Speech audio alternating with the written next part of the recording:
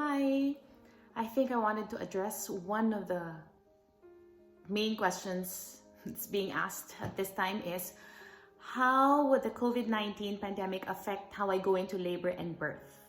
And so here are some of the things that you can expect changes in. First, you might not be able to go into labor with your partner once you get to the hospital.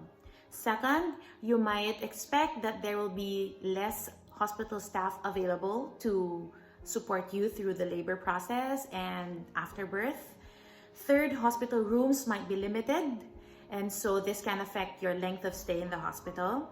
Fourth is, depending on your hospital, rooming in might not be possible, but some hospitals, rooming in is still encouraged, so it depends on the hospital. And fifth is, newborn essentials might not be readily available at this time. So how do we navigate through these changes and through this really challenging time? First tip that I can share is know when to go to the hospital. So we want, as much as possible, minimize the time that we spend in the hospital, especially during labor, right? So the first is know when to go to the hospital. So know when it is really a positive sign of labor. And if there's one thing I can say about positive signs of labor, it's this: we want progressing contractions. Okay, in short, we want the contractions to be getting stronger, to be getting longer, and to be more frequent.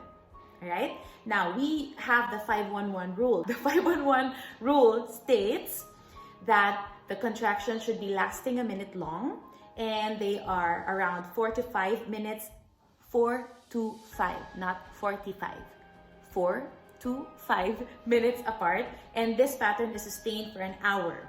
Okay, if there's no lockdown, I do not really recommend this as a gauge, especially if you live in Metro Manila, because traffic is very unpredictable. But because of the lockdown, then this can be more or less applicable to us. However, what I would really advise is for you to learn how to listen to your bodies.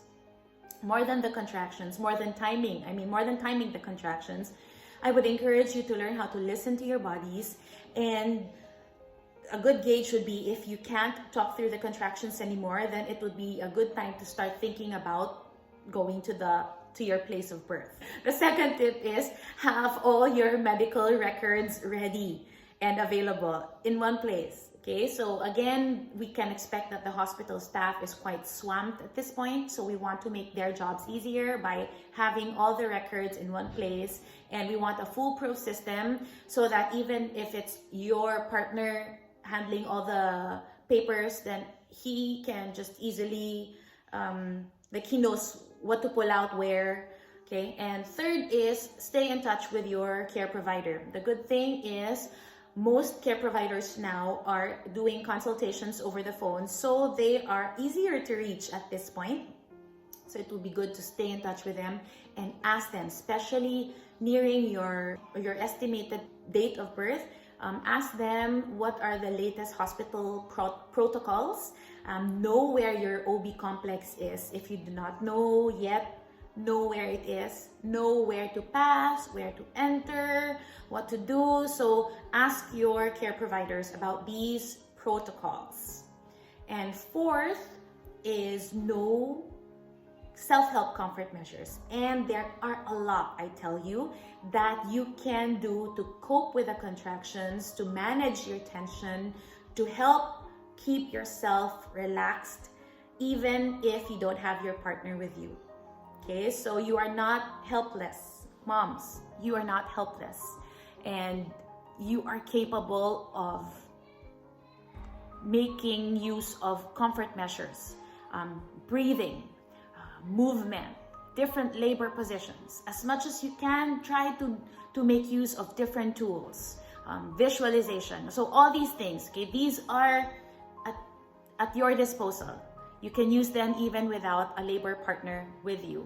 We also want to minimize unnecessary medical interventions. So we want to make informed decisions, not decisions out of fear. We want to know what the benefits of the interventions are, what are their risks, Are there alternatives available? So we want to ask the right questions so that we can make informed decisions. Remember, less interventions, less hospital stay, less cost. Okay, so we want to minimize unnecessary interventions. So get the information that you need. And again, just the reminder to know when to go to the hospital, know when it's still okay to stay at home, and have everything ready. Yeah, I'll be sharing what you can prepare for and how you can prepare for. That's my cue because they're starting to make noise. That's my cue to say bye-bye.